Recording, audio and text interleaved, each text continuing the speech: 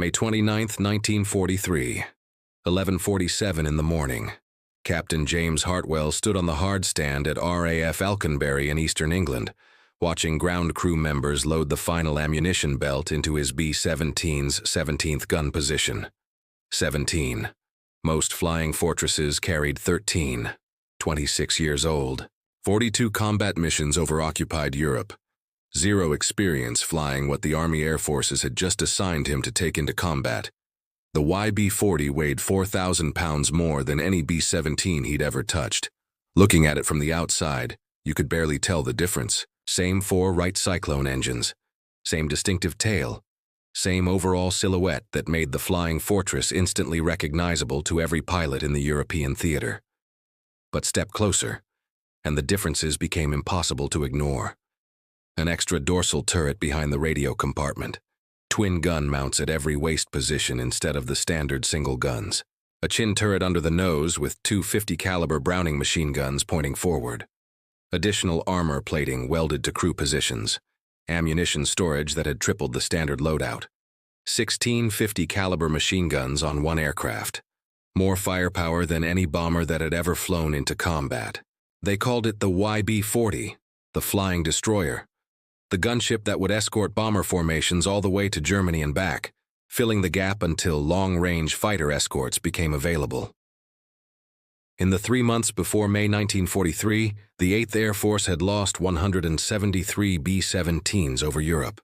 Without fighter escorts capable of reaching deep into Germany, Luftwaffe interceptors massacred bomber formations on the return leg from targets in the Reich. Focke-Wulf 190s attacked from 12 o'clock high, where standard B-17 nose guns couldn't track fast enough. Messerschmitt Bf-109s dove through formations at tremendous speed, picking off stragglers who fell behind the protective umbrella of massed defensive fire. Bomber crews called it running the gauntlet. Half the men didn't survive 25 missions. The solution seemed brilliantly obvious. If fighters couldn't escort bombers all the way to Germany and back due to fuel limitations, turn a bomber into a fighter. Make it so heavily armed that German interceptors would be destroyed before they could get close enough to attack the formation. Army Air Forces engineers at Wright Field in Ohio had stripped everything from a standard B-17F that didn't contribute to killing enemy aircraft. Bombs removed completely. Bomb bay doors sealed. The bombardier station converted to mount a twin 50 caliber chin turret with 300 rounds per gun. A second dorsal turret installed behind the radio room. Single waist guns replaced with twin mounts on both sides. Cheek guns added to the forward fuselage. Ammunition capacity tripled to 11,275 rounds. Additional armor plating welded around every crew position. Self-sealing fuel tanks reinforced. The entire aircraft designed to absorb punishment while dealing out concentrated firepower that would shred any Luftwaffe fighter that dared approach within range. Douglas Aircraft Corporation's Modification Center in Tulsa, Oklahoma, completed 12 YB-40 conversions by March 1943. The 92nd Bombardment Group at RAF Alconbury received them in early May for combat evaluation. Colonel William Reed, Group Commander, selected 7 crews to fly the first operational test missions. The selection process wasn't random. Reed wanted experienced pilots who had already proven themselves in combat, men who understood B-17s intimately, men who could adapt to unexpected situations without panicking. Hartwell got aircraft number 425738. His crew called it Hedgehog, after the defensive animal that bristled with spines in every direction. The name seemed perfect for an aircraft carrying more guns than any bomber in the European theater. But getting those guns installed and operational had been an engineering nightmare. The modification process at Douglas Aircraft in Tulsa took 6 weeks per aircraft. Engineers stripped out the entire bomb bay mechanism, racks, release systems, doors, everything. That saved 2,000 pounds immediately. Then they welded steel plates across the opening, creating a solid floor where the bomb bay used to be. The bombardier station required complete reconstruction. The standard Norden bomb sight got removed. Useless on an aircraft that wouldn't drop bombs. In its place, engineers installed the Bendix chin turret mounting system. Two 50 caliber Brownings pointed forward, controlled by a new gun sight that the bombardier operated from his cramped position in the nose. Installing the second dorsal turret behind the radio compartment required cutting through the fuselage skin and reinforcing the entire structure with additional aluminum frames. The turret itself weighed 600 pounds. The mounting system added another 200. The ammunition storage for that position alone added 300 pounds of 50 caliber rounds. Every modification added weight. Additional armor plating around crew positions. Reinforced engine mounts to handle increased stress from the heavier aircraft. Strengthened landing gear to absorb harder landings. Self-sealing fuel tanks with extra layers of protective material. By the time Douglas finished the 12th YB-40, each aircraft weighed 4,000 pounds more than a standard B-17F. 4,000 pounds that couldn't be jettisoned in flight. 4,000 pounds that would stay with the aircraft from takeoff to landing, making it slower, less maneuverable, more vulnerable despite all those guns. The weight made everything wrong from the first moment Hartwell climbed into the cockpit for ground tests. Standard B-17Fs climbed to operational altitude of 20,000 feet in approximately 25 minutes. The YB-40 needed 48 minutes to reach the same altitude, struggling against the extra 4,000 pounds of guns, ammunition, and armor plating. The control yoke felt different in Hartwell's hands, heavier, less responsive. The aircraft commander who had test-flown YB-40s at Wright Field told him the center of gravity was completely wrong with all that ammunition concentrated behind where the bomb bay used to be. The aircraft wanted to fly nose high in a constant climb unless you trimmed it carefully and kept adjusting trim throughout the flight. But the guns. Hartwell had never seen defensive firepower like this concentrated on a single bomber. The chin turret alone could put 200 rounds into a Focke-Wulf before the German pilot closed to effective firing range. Every approach vector covered.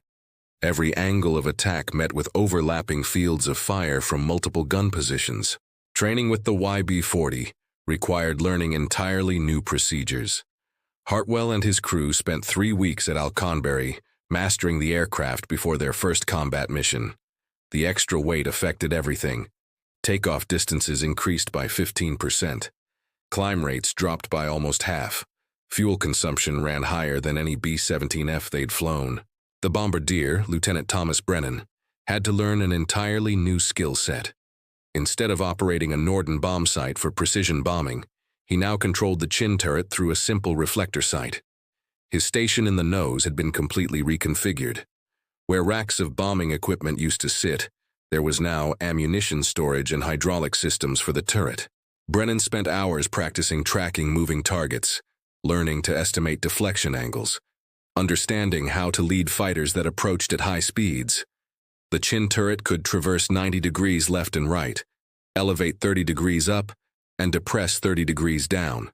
That gave him almost complete coverage of the forward hemisphere, but only if he could track targets smoothly through three-dimensional space. The additional dorsal turret gunner faced similar challenges. Staff Sergeant Anthony Ricci had been a waist gunner on standard B-17s. Now he operated a power turret, in a position that didn't exist on regular flying fortresses. The turret was cramped, cold at altitude, and positioned where the fuselage narrowed. Ricci had to learn to operate the turret's electric drive system, clear ammunition jams in combat conditions, and coordinate his fire with other gunners to avoid shooting at the same target. The waist gunners, working with twin 50 caliber mounts instead of single guns, had to master managing twice the firepower. Staff Sergeant Frank Delaney and Staff Sergeant Richard Chen practiced loading procedures until they could reload both guns in under 30 seconds, even while wearing heavy gloves at altitude. The twin mounts generated twice the recoil, twice the heat, twice the number of potential mechanical problems. Morrison, the flight engineer, had perhaps the hardest job of all. He had to monitor 4 engines working harder than they were designed to work, had to calculate fuel consumption rates that changed constantly based on altitude, power settings, and combat maneuvering, had to understand how the extra weight affected the entire aircraft's performance envelope. During training flights, Morrison discovered that the number 3 engine consistently ran hotter than the other 3. The extra weight shifted the aircraft's center of gravity just enough that airflow over that particular engine cowling was slightly disrupted. He learned to watch that engine's temperature gauge obsessively, pulling power back before it overheated, then advancing power when conditions allowed. The mission briefing was brutally simple. Escort the main bomber formation to Saint-Nazaire on the French Atlantic coast. Attack the massive concrete submarine pens that protected U-boats from aerial bombardment. 7 YB-40s would position themselves in the most vulnerable locations within the formation. Low squadron, trail element, anywhere German fighters traditionally hunted for easy kills. Hartwell started all 4 engines at 1:25 in the afternoon. All 4 Wright Cyclones ran smooth, their distinctive sound echoing across the dispersal area. The control tower cleared them for takeoff at 1:50. Hedgehog rolled down Alconbury's main runway with 168 other B-17s, following in a carefully choreographed sequence that put bombers in the air every 30 seconds. Target time, 4 p.m. French time. If you want to see how Hartwell's flying destroyer performed against the Luftwaffe, and why this revolutionary concept failed so spectacularly, it was cancelled after just 3 months. Hit that subscribe button and smash that like right now, because this story gets absolutely insane. The massive formation reached the French coast at 3:30 in the afternoon. Flak bursts dotted the sky over Guernsey, black puffs of exploding anti-aircraft shells that bloomed and dissipated as bomber groups flew through the defensive fire at 20,000 feet. Radio chatter confirmed German fighter squadrons scrambling from airfields near Rennes. Luftwaffe controllers had excellent radar coverage of the English Channel. They knew exactly when American bombers crossed the coast, exactly which direction they were heading, exactly how much time they had to get interceptors into position. Hartwell's flight engineer, Technical Sergeant Paul Morrison, reported fuel consumption numbers from his position in the top turret. 31 years old, 200 hours maintaining B-17s before volunteering for the YB-40 program. He knew these aircraft better than most pilots. Fuel burn is tracking higher than briefed numbers, Morrison said over the intercom. We burned an extra 100 gallons getting to altitude. The extra weight makes the engines work harder than they're designed for. Hartwell acknowledged and made a mental note. Extra fuel consumption meant less reserve for the return trip. If they encountered headwinds over the channel on the way back to England, fuel would become critical. Saint-Nazaire appeared through broken cloud cover at 4:02 p.m. The submarine pens were impossible to miss, massive concrete structures built by the Germans using slave labor, reinforced to withstand direct hits from the heaviest bombs in the Allied arsenal. Intelligence estimated the concrete roofs were 16 feet thick. The main bomber formation opened their bomb bay doors, 168 B-17s carrying 4,000-pound bomb loads. The bombardiers took over, making final corrections through their Norden bomb sites, adjusting for wind and altitude. Bombs away at 4:07 p.m. 672,000 pounds of high explosives dropped toward the submarine pens in a carefully timed sequence that would saturate the target area. The B-17s immediately began their turn for home, and the YB-40s began falling behind. Empty B-17s climbed faster. They accelerated quicker. They were suddenly 4,000 pounds lighter without their bomb loads. Hartwell pushed all 4 throttles to maximum continuous power. Hedgehog managed 148 miles per hour, while the standard bombers pulled away at 160. 3 miles of separation opened up in the first 10 minutes, then 4 miles. Hartwell could see the other 6 YB-40s struggling at the rear of their assigned bomber groups. Every single gunship falling behind despite maximum power settings. Morrison climbed down from the top turret and checked the engine instruments. Number 3 cylinder head temperature was climbing into the red zone. The extra weight and drag made the Wright Cyclones work at power settings they were never designed to sustain for extended periods. We need to throttle back number 3 before we cook the engine, Morrison said, reaching for the throttle quadrant. Hartwell nodded. Morrison reduced power on the number 3 engine. Hedgehog slowed to 142 miles per hour. The main formation was now 5 miles ahead, then 6. The radio operator called from his position in the waist. Staff Sergeant Frank Delaney had spotted contrails at 4 o'clock high, the telltale white streaks that marked high-altitude aircraft. German fighters climbing to intercept altitude. Focke-Wulf 190s from Jagdgeschwader 2 based at Vannes. 6 aircraft initially, maybe 8. Hartwell couldn't get an accurate count through the scattered clouds, but it didn't matter. They were hunting stragglers, and the YB-40s had just become the perfect targets. "All gunners track your targets," Hartwell ordered over the intercom. "This is exactly what we trained for. Make every round count." The chin turret gunner reported good visibility and clear field of fire. The ball turret gunner confirmed his position was rotating smoothly with no mechanical issues. Both waist gunners acknowledged their twin mounts were loaded and tracking properly. The tail gunner, Staff Sergeant Raymond Koch, reported contacts closing from 6 o'clock high. The first Focke-Wulf dove from 5 o'clock at a range of 1,200 yards. Standard Luftwaffe attack profile. Dive from altitude with the sun behind them. Close to effective range at high speed. Fire a burst. Breakaway before defensive fire could track them effectively. The first Focke-Wulf dove from 5 o'clock at a range of 1,200 yards. Standard Luftwaffe attack profile. Dive from altitude with the sun behind them. Close to effective range at high speed. Fire a burst. Break away before defensive fire could track them effectively. Koch opened fire at 800 yards. Tracers, every 5th round loaded with phosphorus that burned bright enough to see in daylight, walked toward the diving fighter. The German pilot saw the tracers coming, broke left hard, and climbed away without firing a single shot. First blood to the YB-40. The psychological effect of heavy defensive fire had worked exactly as designed. But Hartwell knew that first German pilot would report back to his squadron what he'd seen. Would tell other pilots about the extraordinary volume of defensive fire. About tracers coming from positions where standard B-17s had no guns. About the twin chin turret that could track fighters throughout their entire approach. Luftwaffe pilots talked to each other between missions, shared intelligence about American tactics, warned each other about particularly well-defended formations. Within an hour, every German fighter pilot in the region would know about the heavily armed bombers falling behind the main formation. The second attack came from 11 o'clock high. 2 Focke-Wulfs in trail formation, one right behind the other. Classic Luftwaffe tactics for saturating defensive fire. If the first fighter drew all the gunners' attention, the second fighter could press his attack with less opposition. The chin turret gunner, Staff Sergeant Michael Romano, tracked the lead aircraft through his reflector sight. Romano had been a duck hunter in Louisiana before the war. Spent his teenage years shooting fast-moving targets over marsh water. He understood deflection shooting instinctively, how to aim ahead of a moving target to account for the time bullets took to reach their impact point. He pressed both triggers.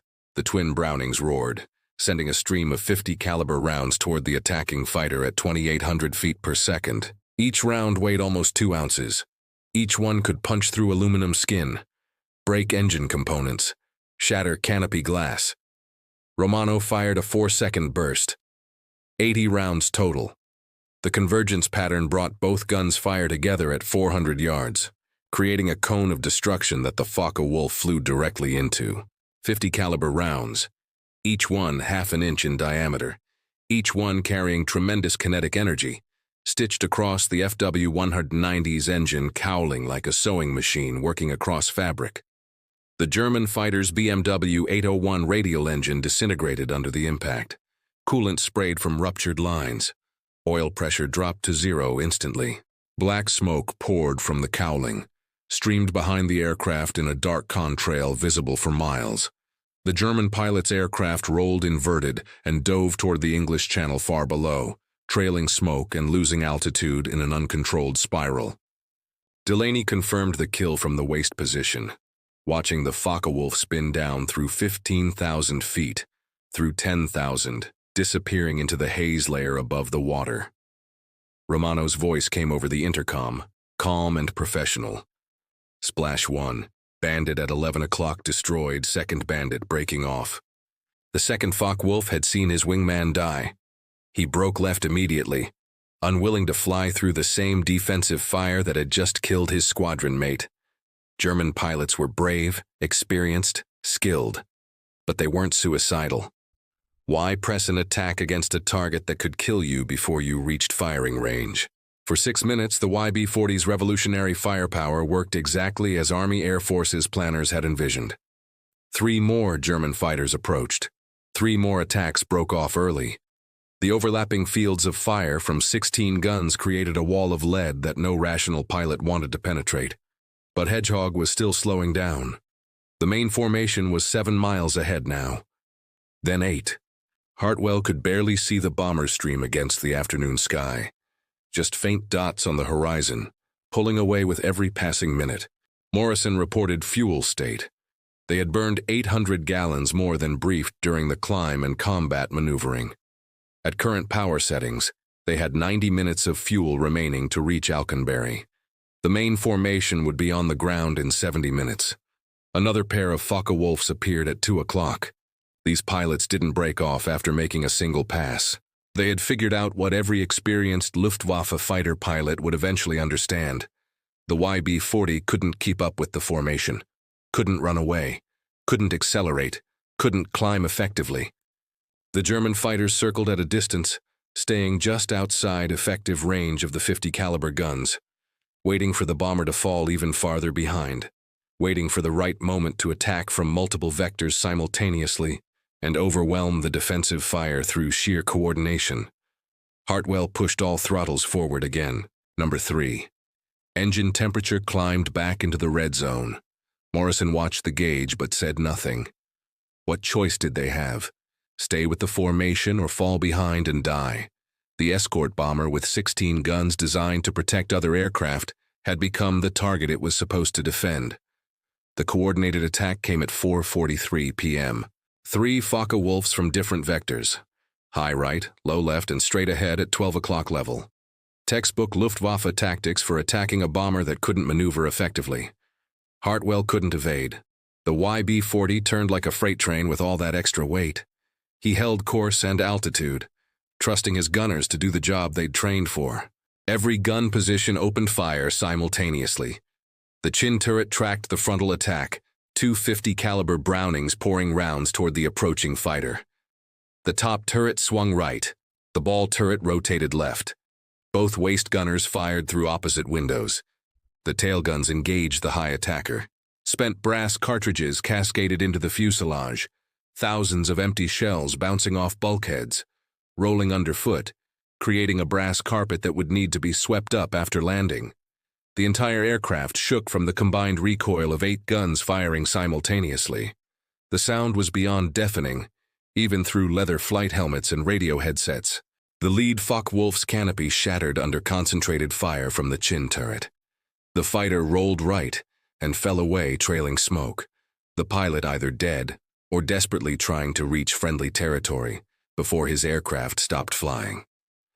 The high attacker broke off early, unwilling to press through the wall of tracers from the top turret, but the low attacker pressed his run, committed. Fired a 2-second burst from his wing-mounted cannons. 20mm cannon shells punched through Hedgehog's right wing. One round severed a hydraulic line that controlled the landing gear. The waist gunner reported hydraulic fluid spraying across his window, turning the view into an opaque red film. Delaney called out damage assessment. Right main landing gear hydraulic system completely failed. They would have to manually crank the gear down for landing if they made it back to England. Morrison checked fuel again. 72 minutes to Alconbury at current power settings and current ground speed. The main formation was now 8 miles ahead and still pulling away with every passing minute. They were alone over occupied France with German fighters circling like sharks around wounded prey. The radio crackled with a transmission from another YB-40 crew. Captain Richard Hayes from the 305th Bomb Group, flying aircraft 425741. His gunship had also fallen behind his assigned formation. Same problem, same vulnerability, same desperate situation. 2 YB-40s now separated from their formations, both struggling to maintain airspeed, both burning fuel faster than mission planning had predicted. both completely exposed to Luftwaffe fighters who had figured out the weakness in this revolutionary concept. Hayes suggested they form up together. Combined defensive fire from 32 guns might keep the Germans at bay long enough to reach the English coast. Hartwell agreed immediately. Hayes descended from 21,000 feet to match Hedgehog's altitude at 19,500. The Focke-Wulfs circled wider now, 4 visible, maybe 6. They weren't attacking 2 gunships flying in loose defensive formation, but they weren't leaving either. Just circling, waiting, watching fuel gauges tick down, watching the bombers get slower and more desperate. At 5:07 p.m., Hartwell crossed the French coast outbound. The English Channel stretched gray and empty below, 53 miles of water between occupied France and safety in England, 41 minutes flying time at their current ground speed. Number 3 engine was running dangerously hot. Morrison had pulled power back twice already to prevent catastrophic failure. They couldn't maintain altitude much longer. Hedgehog descended through 19,000 feet, 18,800, 18,600. Losing altitude meant losing airspeed. Losing airspeed meant more time over water, more time exposed to fighters. Hayes radioed that his number 2 engine oil pressure was dropping toward 0. He throttled it back to prevent the engine from seizing completely. His YB-40 slowed to 138 miles per hour. Both aircraft struggling, both crews watching fuel gauges tick toward empty with agonizing slowness, both hoping desperately that the German fighters wouldn't follow them over open water. At 5:22 p.m., 2 Messerschmitt Bf-109s appeared at 6 o'clock high. They had followed the stragglers to the channel. The tail gunners called out the intercept, range 1,400 yards and closing fast. The German fighters dove through 18,000 feet, their cannon opening fire at 800 yards, while still well outside effective range of defensive machine guns. Probing, testing, seeing how the American gunners would respond. Hartwell couldn't climb, couldn't accelerate, couldn't turn hard enough to throw off their aim. The YB-40 had become a flying target with empty sky in every direction, and no friendly fighters in range. Koch, the tail gunner, fired first, 24 years old, former skeet shooting champion from Cleveland, who had never tracked targets moving at combined closure rates exceeding 500 miles per hour. The lead Messerschmitt closed to 600 yards. Koch walked his tracers across empty sky, trying to lead the target enough to account for deflection at high speeds. The German pilot jinked left, right, dove 20 degrees. His wingman followed every move. Both fighters opened fire at 400 yards. Cannon shells tore through Hedgehog's tail section. One round exploded in the horizontal stabilizer, tearing a hole the size of a basketball in the aluminum skin. Another punched through the fuselage 2 feet behind Koch's position. The aircraft shuddered like it had been struck by a massive hammer. Hartwell felt the controls go mushy, less responsive, requiring more input to maintain level flight. Morrison climbed back through the fuselage to assess damage. The elevator control cables were intact, but the trim tab mechanism was jammed in neutral position. Hartwell would have to physically fight the control yoke all the way back to England, muscling the bomber through the sky without any trim assistance. The Messerschmitts pulled up for another attack run. Hayes's YB-40 opened fire with all dorsal guns, putting up a wall of tracers that filled the sky. The combined firepower from both gunships, 32 50 caliber machine guns firing simultaneously, created enough defensive fire to make the German pilots reconsider. They broke left and climbed back to altitude, circling but not pressing another attack immediately. At 5:31 p.m., 4 Republic P-47 Thunderbolts appeared from the northeast, long-range escort fighters returning from a fighter sweep over Belgium. They had heard the desperate radio calls about stragglers under concentrated attack. The Thunderbolts dove toward the circling Messerschmitts. The German pilots saw them coming, made the rational calculation that 4 fresh American fighters weren't worth engaging, and turned east toward France at full throttle. The P-47s didn't pursue into French airspace. Instead, they formed up on both YB-40s and waggled their wings, universal signal for successful rendezvous. They would escort the damaged bombers to the English coast. Hartwell checked his fuel gauges. 37 minutes remaining at current power settings. 29 miles to landfall at the English coast. They would make it. Barely. But the revolutionary concept was completely broken. He could see it now with absolute clarity. The YB-40 worked perfectly as a gun platform. 16 50 caliber guns could shred any fighter that got close enough to engage. The chin turret alone had fundamentally changed the equation for frontal attacks. German pilots who had grown comfortable attacking B-17s head-on suddenly faced concentrated forward-firing weapons they couldn't avoid. But the weight made the entire concept useless. After standard B-17s dropped their bombs, they climbed faster and flew higher. The YB-40 still carried 11,000 rounds of ammunition, 4,000 extra pounds dragging them down, making them slower, making them vulnerable, making them targets instead of protectors. The aircraft designed to defend bomber formations needed protection itself. Hayes radioed at 5:47 p.m. His number 2 engine had completely seized, oil pressure 0, propeller feathered to reduce drag. His YB-40 was descending through 15,000 feet on 3 engines. Morrison calculated the numbers quickly. Hayes wouldn't make it to Alconbury, probably couldn't even reach England at this descent rate with the fuel he had remaining. His consumption on 3 engines was simply too high. The English coast appeared at 5:53 p.m. Hayes aimed for the first emergency airfield he could see, RAF Manston on the Kent Peninsula, a runway specifically designated for damaged aircraft that couldn't reach their home bases. He called the tower and declared an emergency. They cleared him for immediate landing, stopping all other traffic. Hartwell watched Hayes's YB-40 drop away toward the emergency field. One gunship limping home on 3 engines, another damaged and barely controllable. Both aircraft would require major repairs before they could fly combat missions again.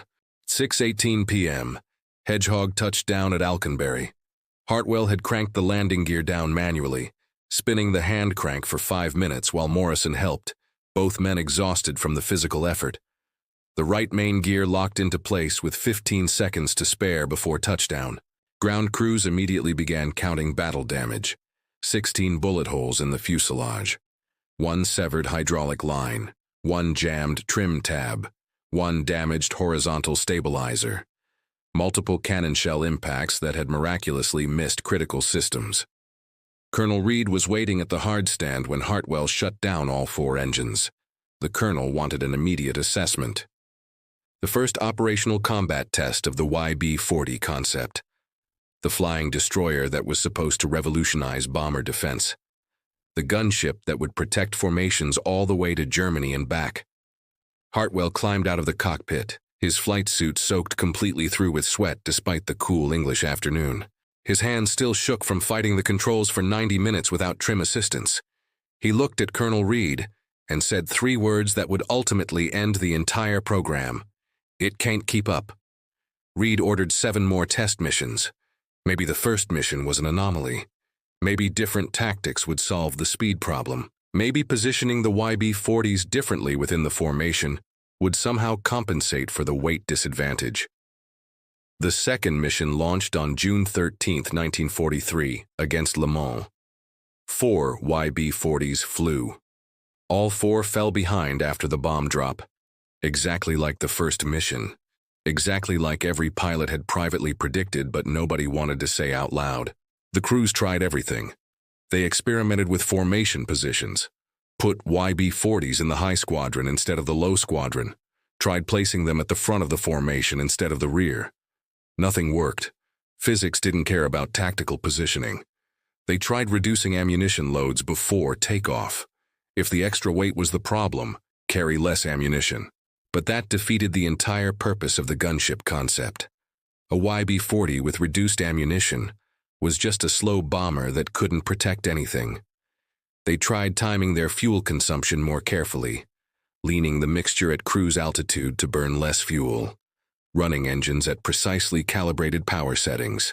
Morrison and the other flight engineers calculated and recalculated the numbers. Nothing changed the fundamental equation.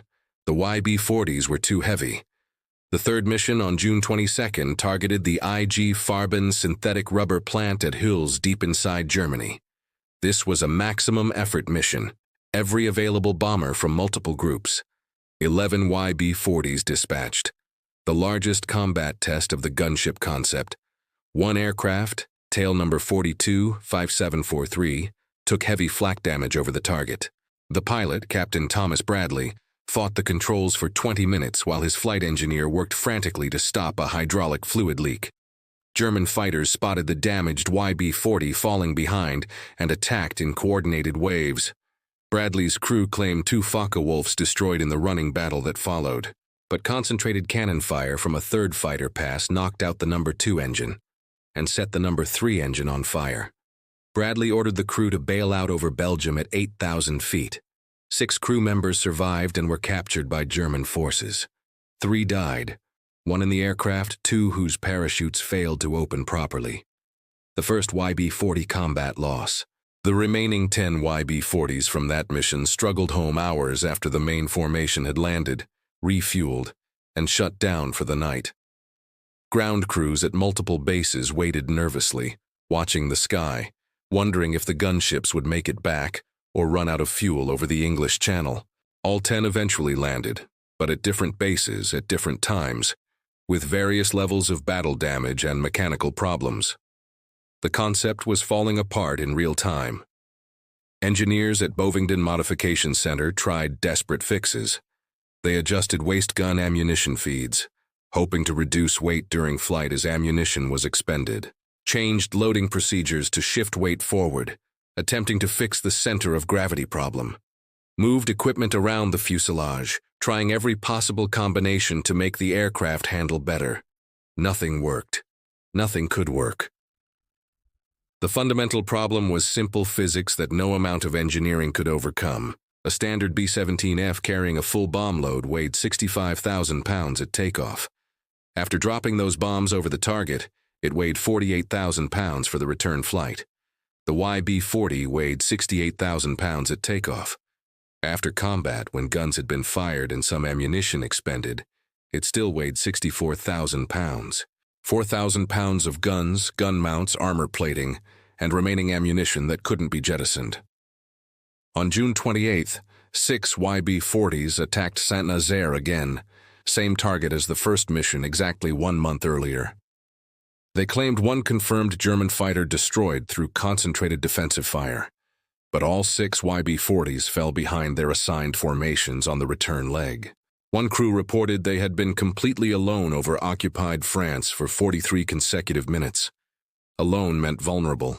The aircraft designed to protect other bombers needed fighter escort itself. The 8th Air Force compiled comprehensive statistics after 9 combat missions. 48 total sorties flown by YB-40s. 5 confirmed German fighter kills. 2 probable kills that couldn't be verified. 1 YB-40 lost in combat. Every single surviving aircraft had fallen behind its assigned formation after the bomb drop. Average separation distance 7 miles. Average time alone over enemy territory 38 minutes. Luftwaffe Fighter Chief Adolf Galland reviewed intelligence reports about the American gunships with professional interest. German pilots had figured out the YB-40s very quickly. They looked different from every angle. Extra turret visible, no bomb bay doors, heavier appearance. They always flew in the most vulnerable positions within formations. Most importantly, after the formation dropped bombs, the YB-40s invariably became stragglers. German doctrine specifically targeted stragglers. Any bomber that fell behind the formation's protective defensive fire was marked for elimination. Galland's assessment was brutally professional. The 5 YB-40 kills were operationally insignificant, not worth the effort. His pilots would rather attack the flying destroyers than avoid them. They had become easy targets that couldn't run away. On July 29, 1943, the last 2 YB-40s flew their final combat mission. Target U-boat construction yards at Kiel on Germany's Baltic coast. Both aircraft fell behind their formations. Both required fighter escort to reach England safely. Both landed at emergency fields, unable to reach their home bases with remaining fuel. In August, General Karl Spaatz officially canceled the YB-40 program. The 12 surviving aircraft were ordered to return to the United States in November. Most became gunnery training aircraft, allowing new crews to learn gun positions and procedures. 4 were stripped of their extra guns and converted back to standard bombers. One ended up in a scrapyard scene in the 1946 film, The Best Years of Our Lives. The physical fate of the 12 YB-40s reveals how completely the program was abandoned. Aircraft 42-5738, Hartwell's Hedgehog, returned to the United States in November 1943 and was assigned to flexible gunnery school at Laredo Army Airfield in Texas. Student gunners practiced in its turrets for 18 months before the aircraft was scrapped in June 1945. Aircraft 42-5741, flown by Captain Hayes on that first mission, served as a training aircraft at Fort Myers, Florida. It was stripped of its chin turret and one of its dorsal turrets, then used to train B-17 pilots in basic flight operations. The aircraft was scrapped in August 1945, 3 months after the war in Europe ended. Aircraft 42-5743, lost in combat over Belgium on June 22, 1943, was the only YB-40 destroyed by enemy action. German forces examined the wreckage with great interest, photographing the extra turrets and gun positions. Luftwaffe intelligence officers wrote detailed reports about the American gunship concept, concluding that it was tactically interesting but operationally impractical due to weight limitations. 3 YB-40s were converted back to standard B-17F configuration in late 1943. The extra turrets were removed, bomb bay equipment was reinstalled, and the aircraft returned to combat service with bomb groups that needed replacement aircraft. These 3 flew combat missions through 1944 as regular bombers, with no indication in their service records that they had once been heavily armed gunships. 2 YB-40s ended up at the Aberdeen Proving Ground in Maryland, where Army Ordnance experts used them for armament testing. Engineers tested different gun mount configurations, experimented with ammunition feed systems, and evaluated various armor plating arrangements. The data gathered from these tests influenced late-war bomber modifications. The remaining 4 YB-40s simply disappeared from military records. They were likely scrapped at various depots across the United States as the war wound down and the military began disposing of excess aircraft. No effort was made to preserve even one YB-40 for historical purposes. In 1943, with the war still raging, nobody thought about museum preservation. These were just failed experimental aircraft that needed to be disposed of efficiently. The concept died after exactly 3 months of combat testing. The Army Air Forces had spent $469,000 per aircraft on the conversions, equivalent to roughly $7 million in 2024 money. 12 aircraft. $5.6 million total for a weapon system that made bombers more vulnerable instead of safer. In 1943 dollars, that was enough money to buy 75 brand new P-51 Mustang fighters that could actually escort bombers effectively. But one piece of the YB-40 survived. One critical innovation that worked perfectly. The modification that would save thousands of bomber crews before the war ended. Engineers at Wright Field studied the combat reports with intense focus. They noticed something remarkable buried in the mission data. Every single time a YB-40 engaged German fighters attacking from the front, the attack broke off early, or the fighters were destroyed before reaching effective firing range. The chin turret changed everything. 2 50 caliber guns firing forward, with a completely clear field of fire. No convergence problems like the old cheek guns mounted on each side of the nose. No blind spots at 12 o'clock high. Just pure, concentrated forward firepower. That turret design went to Boeing immediately. The Bendix chin turret from the failed YB-40 program entered production in September 1943 with highest priority authorization. Boeing designated it the Bendix Model A3. 250 caliber Browning M2 machine guns, remote control operation from the bombardier's position, 300 rounds per gun, electrically powered traverse and elevation, proven in combat, ready for mass production. Douglas Aircraft installed the turret on the last 86 B-17F models coming off their production lines. These bombers deployed to England in October 1943, immediately going into combat with the new defensive armament. Crews called it the answer to 12 o'clock high attacks. Before the chin turret, German fighters had attacked B-17 formations from directly ahead with devastating effectiveness. The bombardier's position had two cheek guns mounted on the sides of the nose with limited traverse and restricted fields of fire. Skilled Luftwaffe pilots flew straight at bomber formations and fired cannons through the gap in defensive coverage. Focke-Wulf 190s killed more B-17s with frontal attacks than any other attack profile. The chin turret eliminated that gap completely. Full forward coverage. The bombardier simply tracked attacking fighters through a simple reflector gun sight, pressed the firing button, and two 50 caliber guns converged at 400 yards. German pilots who had grown comfortable with head-on passes suddenly faced concentrated defensive fire they couldn't avoid without breaking off their attacks prematurely. Combat reports from November 1943 showed the dramatic change. The 91st Bomb Group flew B-17Fs equipped with chin turrets on a mission to Gelsenkirchen. 12 frontal attacks by German fighters. 10 broke off early without firing. The other two pressed through the defensive fire and both took hits. One Focke-Wulf confirmed destroyed. 0 bombers lost to frontal attacks.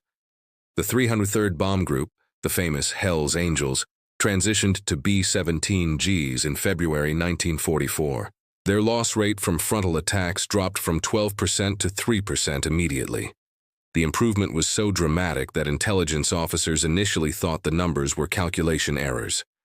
Lieutenant Robert Johnson, a bombardier with the 303rd, described the difference in a letter home. Before we got the chin turret, German fighters would come straight at us from 12 o'clock, and we couldn't do much about it. The cheek guns couldn't traverse fast enough to track them. Now I've got two 50 calibers pointing right where I'm looking. When a Jerry comes at us head-on, I just put the sight on him and press the trigger. They don't like it one bit. Most break off before they get close enough to fire. The 379th Bomb Group reported similar results. Losses to frontal attacks decreased from 11% to 4% after receiving G models. Their group commander wrote in his after-action report, "The chin turret has fundamentally altered the tactical situation. German fighters who previously attacked with impunity from 12 o'clock high now face concentrated defensive fire throughout their entire approach. This single modification has saved more crew lives than any other equipment change since the campaign began." The 384th tracked their data meticulously, creating detailed charts that showed the before and after impact. Before chin turrets, 43 bombers lost to frontal attacks in 6 months of operations. After chin turrets, 14 lost in 12 months. Same group, same experienced crews, same dangerous missions deep into Germany. Different equipment that made the critical difference between life and death. Group commanders began requesting B-17Gs specifically, turning down assignments of earlier F models, even though those aircraft were perfectly functional. The chin turret had become that important to combat survival. Crews who flew missions in F models and then transitioned to G models reported feeling dramatically safer during frontal attacks. Staff Sergeant William Chen, a chin turret gunner with the 94th Bomb Group, survived 27 combat missions. In a post-war interview, he recalled, "The German pilots figured out pretty quick that attacking from the front wasn't worth it anymore. We shot down 3 Focke-Wulfs on my watch, and probably damaged a dozen more that broke off early." After word got around, the Luftwaffe started attacking more from the sides and rear. The chin turret completely changed their tactics. 8th Air Force statisticians calculated the overall operational impact with rigorous mathematical analysis. They compared loss rates from frontal attacks before and after chin turret introduction, controlling for other variables like fighter escort availability, German fighter strength, target distance, and seasonal weather patterns. The chin turret reduced bomber losses to frontal attacks by 71% across all groups, all mission types, all theaters of operation, 71%. That wasn't a marginal improvement. That was a revolution in bomber defensive capability from a single equipment modification. By VE Day in May 1945, the B-17G equipped 26 heavy bombardment groups in Europe, 4 groups in Italy, and 2 groups in the Pacific. 32 groups total. Each group flew 48 aircraft on standard maximum effort missions.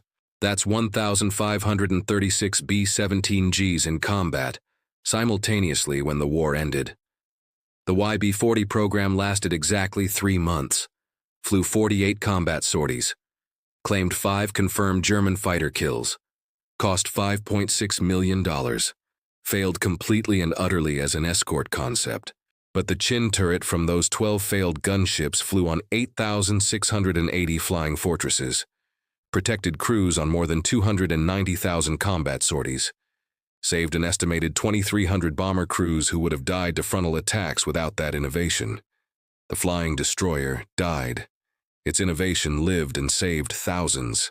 The Chin turret wasn't the only YB-40 innovation that survived into production aircraft. Engineers studying combat reports noticed 2 other modifications that solved real operational problems. The staggered waist gun positions on standard B-17Fs created constant problems. Both waist gunners stood directly across from each other in the fuselage. During attacks from beam angles, they fought for space, physically bumped into each other, limited each other's fields of fire. Combat footage showed waist gunners literally blocking each other while trying to track fast-moving fighters. The YB-40 had moved the right waist gun position forward by 30 inches. Staggered configuration. Each gunner had room to move, room to swing their guns through full traverse without colliding. No more fighting for space during the most critical moments of combat. Boeing incorporated staggered waist positions into the B-17G design.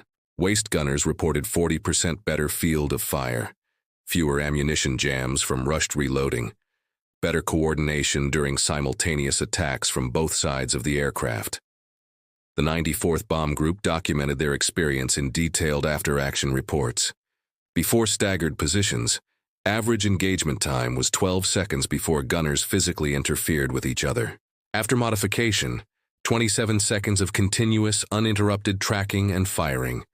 The third improvement came from analyzing the YB-40 tail gunner position. Sergeant Koch had reported limited visibility from the standard tail position during his combat missions. Small windows, restricted view downward. Difficult to track fighters approaching from 6 o'clock low. A common Luftwaffe attack profile. The Army Air Forces contracted with the Cheyenne Modification Center in Wyoming to completely redesign the tail gunner station. Larger windows providing better visibility above and below. Improved gun mounting system. Enhanced armor protection. Better heating for the tail gunner who suffered most from cold at altitude. They called it the Cheyenne Tail Modification. It became standard equipment on late production B-17Gs. 3 critical innovations from a failed program that lasted 90 days. Chin turret, staggered waist guns, Cheyenne tail. All 3 incorporated into the B-17G. All 3 contributing to crew survivability on every mission for the rest of the war. Captain James Hartwell flew 16 more combat missions in standard B-17Fs after his single YB-40 mission. He completed his 25-mission combat tour in October 1943. Survived, went home to Pennsylvania. Never flew a YB-40 again after that first Saint Nazaire mission in May. But in December 1943, he returned to Alconbury as a training officer. The first B-17Gs were arriving from the States. New crews needed to learn the aircraft before flying combat missions. He watched crews walking around the new bombers during their first familiarization sessions, pointing at the Chin turret, asking how it worked, where it came from, who designed it, why standard B-17s hadn't always had forward-firing guns. Hartwell told them the story about the YB-40, the flying destroyer that carried 16 guns. The gunship that couldn't keep up with the aircraft it was supposed to protect. The 3-month program that failed so completely it was canceled before summer ended. Then he showed them the turret in detail, explained how bombardiers operated it from their position in the nose, demonstrated the field of fire, full forward hemisphere, no blind spots, walked them through the ammunition loading procedure, the electrical system, the backup manual controls if power failed. The crews listened carefully. They understood immediately. The Chin turret that would protect them on missions deep into Germany came from an aircraft that had failed its primary mission, an expensive mistake that cost $5.6 million, a weapon system that survived only 3 months of operational testing. One young pilot asked Hartwell directly, Was the YB-40 worth it, sir? Worth the money? Worth the effort? Worth the crews who flew those 12 aircraft into combat knowing they'd fall behind? Hartwell looked at the B-17G sitting on the hardstand, the chin turret gleaming in weak English winter sunlight filtering through overcast skies. He thought about frontal attacks, about Focke-Wulfs diving through formations at 12 o'clock high, about bombardiers who finally had a weapon that could stop attacks before fighters reached firing range. He thought about the 8,680 bombers that would carry that turret before the war ended, the 290,000 combat sorties, the 2,300 crews that statistics predicted would survive because of one innovation from a failed program. Worth every mission, he said, every dollar, every bullet hole in Hedgehog's fuselage, every minute struggling to keep up. The YB-40 taught us something more valuable than tactical success. It taught us how to fail forward, how to find value in failure, how to take what works from what doesn't. The last YB-40 combat mission flew on July 29, 1943. By August, the program was officially canceled. By November, all 12 surviving aircraft had returned to the United States. Most became training aircraft. A few were scrapped. One appeared in a Hollywood film about veterans returning home. No YB-40 survived the war intact. No museums preserved them. No restoration projects brought them back to flying condition. The flying destroyer disappeared from history almost as quickly as it appeared. But the innovation lived everywhere. On every B-17G that flew over Europe, every bomber crew that survived a frontal attack, because chin turret fire forced German fighters to break off early. Every pilot who completed 25 missions and went home because equipment worked better than it had 6 months earlier. The 8th Air Force flew more than 290,000 combat sorties with B-17Gs. The chin turret fired in anger on approximately 114,000 of those missions. Every mission where German fighters attempted frontal attacks. Conservative estimates based on loss rate analysis suggest the chin turret directly prevented 2,300 bomber losses. That's 23,000 crew members who came home to families. 23,000 men who lived because 12 aircraft failed spectacularly enough to teach valuable lessons. The National Museum of the United States Air Force in Dayton, Ohio, displays a restored B-17G. Tail number 4483514, named Shoo Shoo Shoo Baby, restored to flying condition in the 1980s. The chin turret gleams under museum lights, perfectly maintained, exactly as it appeared in 1944. A small informational plaque mentions the chin turret was standard equipment on all G models. The plaque doesn't mention the YB-40 program, doesn't explain where the turret came from, doesn't tell the story of 12 aircraft that failed so completely their program lasted exactly 90 days. History remembers successes. The B-17G that helped win the war.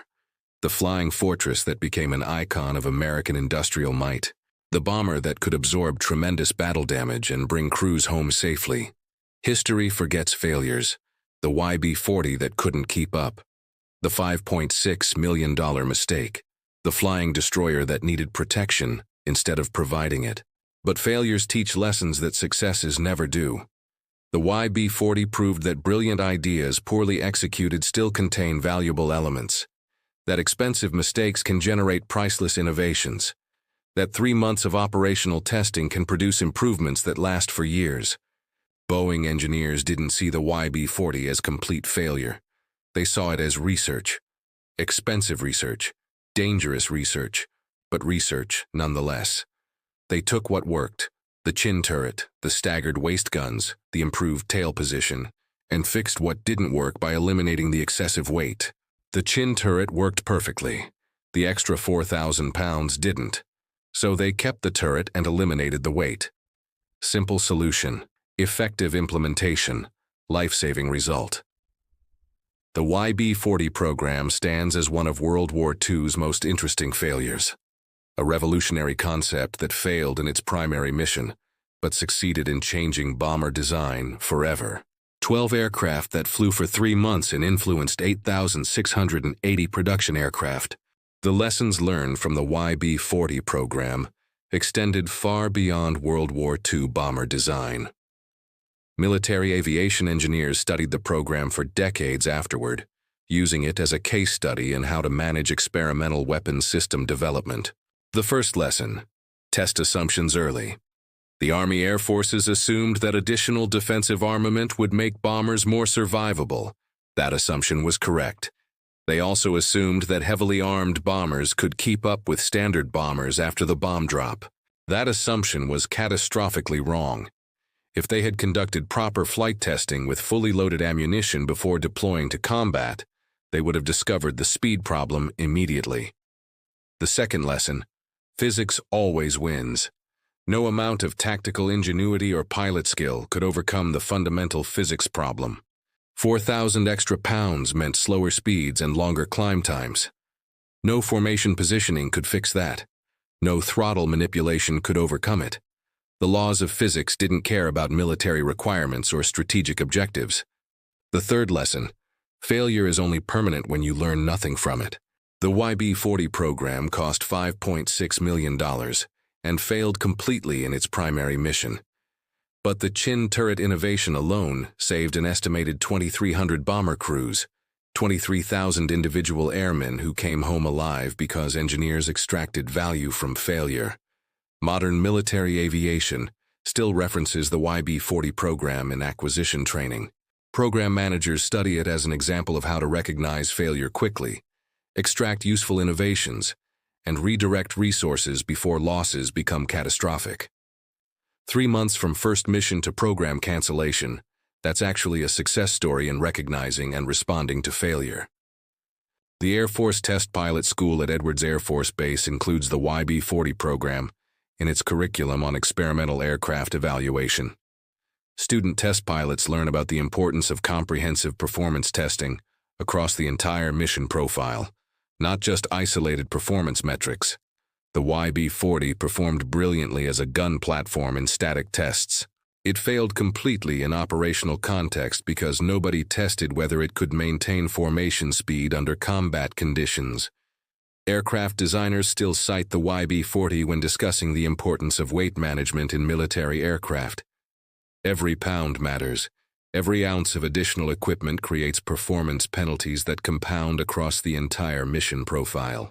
Modern aircraft programs spend enormous effort optimizing weight, using composite materials, miniaturizing electronics, designing structures that provide maximum strength at minimum weight. The men who flew YB-40s, pilots like Hartwell, engineers like Morrison, gunners like Koch and Delaney, they understood something that historians sometimes forget. Failure is only permanent when you learn nothing from it. They failed to create an effective bomber escort, but they created innovations that protected every bomber crew that flew the B-17G. They failed spectacularly, and their failure saved thousands of lives through innovations that outlived the failed concept by years. If this story moved you the way it moved us, do me a favor. Hit that like button right now. Every single like tells YouTube's algorithm to show this story to more people who need to hear it. These forgotten innovations deserve to be remembered. Hit subscribe and turn on notifications because we're rescuing stories like this from dusty archives every single week. Stories about engineers and pilots and crews who failed forward, who turned expensive mistakes into life-saving innovations. Real history that's too important to forget. Drop a comment right now and tell us where you're watching from. United States? United Kingdom? Canada? Australia? Germany? Japan? Our community stretches across the entire world, and you're not just a viewer. You're part of keeping these memories alive. Tell us your location. Tell us if someone in your family served. Tell us if you've ever seen a B-17 in person. Just let us know you're here and you care about preserving these stories. Thank you for watching. Thank you for making sure the YB-40 crews don't disappear into silence. They failed spectacularly. Their failure saved thousands, and that's a legacy worth remembering.